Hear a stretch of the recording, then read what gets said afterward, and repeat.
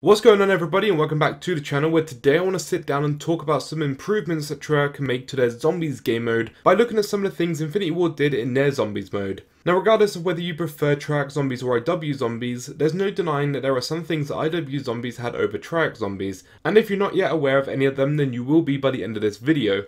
Before getting into the main part of this video, if you have any ideas floating around in your head on what you prefer in IW zombies over Treyarch zombies, then be sure to comment them down below. So for the first way that Treyarch could improve their next game would have to be the ability to remove perks. Nothing is more frustrating than having 4 perks and wanting to buy another perk but you can't because you've already reached the limit. Meaning that you have to down yourself to get rid of all your perks, rebuy the other 3 that you wanted, as well as buy the 4th one that you originally wanted to swap for. This is a feature that people have wanted for the longest time, and I feel like it's even more important that we have this in COD Zombies now than it ever has been, because we have an array of perks to choose from. Most maps on Black Ops 3 give us access to all the perks available on the game without the use of Gobblegum due to the Wonder Fist machine. This ability of removing your perk works really well inside of Infinite Warfare, as you have the perk Slappy Taffy. Buy this perk on lower rounds when you can still melee the zombies effectively, and once you get to a higher round you can remove the perk and replace it with one of the other perks in the map that will help you for a high round situation. Still sticking to the subject of perks, I personally think that Treyarch would be making the right move if they increase the perk limit from 4 to 5. Looking at Black Ops 3 as an example, for most games, you're going to want at least 5 perks, and luckily you can with Gobblegum, but if you don't have that Gobblegum or if you don't want to waste it, then you have to just stick with 4. For me, I tend to always go for Quick Revive, Jug, Double Tap, Stamina Up and Widow's Wine at the very least. Without any of these 5, your gameplay just feels off. To me, these 5 are essential perks, and I'm sure watching this video at the minute, you've got a couple that you're thinking about that are paramount to survive. We all have our own setup of perks, but regardless, having an extra perk slot would make a massive difference to the gameplay. We experienced this in IW as it was so useful having an extra slot so you didn't have to battle over having a faster reload or faster running. I just want to also quickly add into this point as well, I really want Treyarch to make Mule Kick easier to use, so you know exactly which gun is your 3rd weapon. IW did this by showing you an image of the perk next to the ammo when you're holding your 3rd gun. On to my next point is going to be a big one, and it's got to do with the replayability value. Some people won't agree with me here, but I think IW had the right idea with not being able to double pack punch in Spaceland until after you've completed the main Easter egg. This gives the players a reason to play the map to complete the Easter egg, so they can get that reward. I'll also tie into this point of the Director's Mode.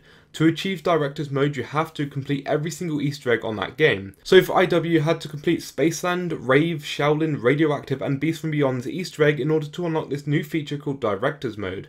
Once unlocked, you have certain abilities, like you would start out your game with 25,000 points, you would have all the perks, and most importantly, you get new rewards for doing these Easter eggs again, giving you even more reason to carry on playing to complete these Easter eggs again. Though this time you can do them faster as half the set has been done for you, so this time round it's going to be more fun doing the Easter eggs. Not to mention you can also carry your friends who do not yet have this mode enabled through all of the Easter eggs to help them also get Director's Mode. The only issue I have with this would be that if Treyarch did implement something like this, with the double pack punch being locked until after the Easter egg's been completed like we saw in Spaceland, then the Easter egg shouldn't really be difficult.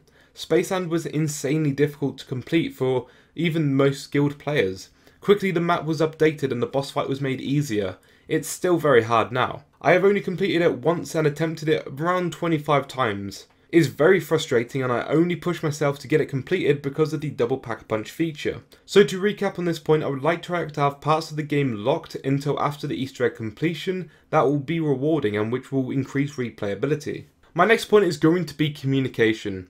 Lee Ross was crazily involved with us in the community during the DLC season of IW Zombies, always interacting with us on Twitter and such, and he dropped a lot of clues, hints and straight up information which was amazing for us to see, as we realised that he was actually really into this game mode and he legitimately wants to make it as good as he can for us. Through fan interaction we saw things being introduced like the Trailblazers perk machine, which was Banana Clouder remodeled, Extinction being part of the mode, and some pretty hard Easter eggs as well. These were all things that we asked for as a community, as well as other things that they delivered. This was also the case with updates. The amount of updates that Spaceland had in the first week to fix glitches, health issues, Afterlife and Solo and so much more just to please the community was overwhelming, and we haven't really been that intimate with a dev as far as COD Zombies go.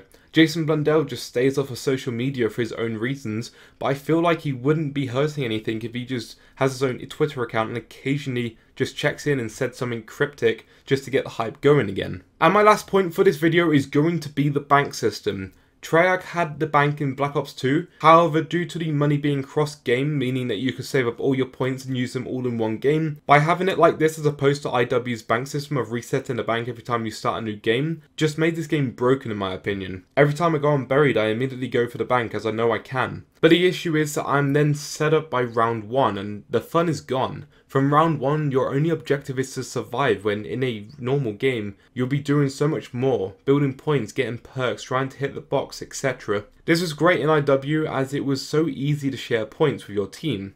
IW tried hard to get the co-op experience as great as the solo experience no matter the individual skill level. Being able to share points and team buying doors is just 2 examples. Anyway, that's going to be all from me. If you think IW did anything else that was better than Treyarch, then please let me know by putting them down in the comments below. I'd love to see what you guys enjoyed about IW's Zombies. Like the video and subscribe for more Zombies content, and I will see you guys next time. Peace out.